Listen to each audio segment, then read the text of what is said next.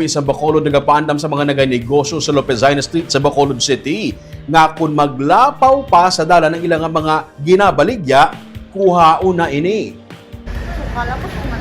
Ginapandaman ni Bacolod City Legal Office Head Attorney Joseph Carol Chu ang masobra sa 40 ka mga baligyaan sa dalan Lopez Jaena nga ipasara ang ilang negosyo kung maglapaw pagid sila sa dalan. Sunod kay Chu, makapila na ka beses nga gin-clear sa CLO ang dalan apang nagabalik sa gihapon ang mga obstruction nga ginabutang sa mga nagabaligya sa furniture.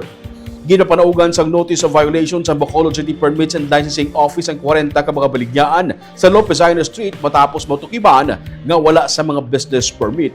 Kalabanan sa mga naisuhan sang violation ang mga furniture shops nga nagalapaw na sa ilang mga display sa sidewalk, rason nga ginabisuhan sila sa City Legal Office nga kakson ini agud hindi manginsablag sa dalan. Dugang panitsu, ilang ang ipatawag ang punong barangay nga nagasakop sa among dalan, agud masiguro nga masunod ang guidelines sa syudad para sa mga nagabaligya. Kung hindi sila, we will close them down. Kung hindi sila mag-clear dira, amo na yung amon message kay Kapitan dira, isa man na siya na pinakadako day. May permit na sila training? Wala pa. So we will check sa permits na notice of violation na sila namon. We will see no, kung ma-comply sila. Pero amo lang na ato na, ng disiplina halang bala sa tanan-tanan.